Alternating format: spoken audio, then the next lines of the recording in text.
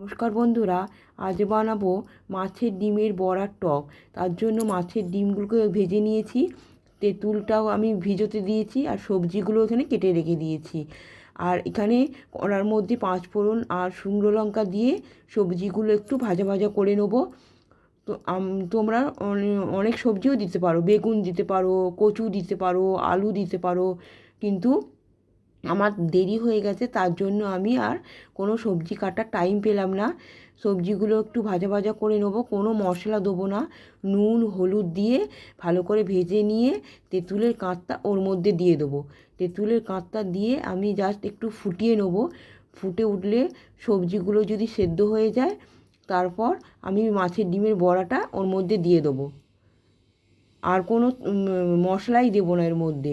আর নুন মিষ্টি তো দিতেই হবে, তোমরা যে মিষ্টি খাও পরিমাণ মতো। আমি দেখো বাতাসা দিলাম এখানে, তোমরা যে যেরকম মিষ্টি খাও সেরকমভাবে মিষ্টি দিয়ে তোমরা খাবে।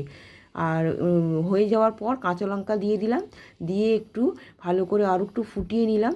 ফুটিয়ে নিয়ে দেখো, ফুটিয়ে নেওয়ার পর এবার হয়ে গেছে মাছের ডিমের টকটা। এবার ওর মধ্যে একটু ভাজা মশলা দিয়ে দেবো। ভাজা মশলা দিয়ে একটু ঢাকা দিয়ে রেখে দিলেই তৈরি হয়ে যাবে মাছের ডিমের বড়ার টক। এটা ভাতের সঙ্গে না অসাধারণ লাগে, অসাধারণ। একবার বাড়িতে বানিয়ে দেখবে, তারপর বলবে।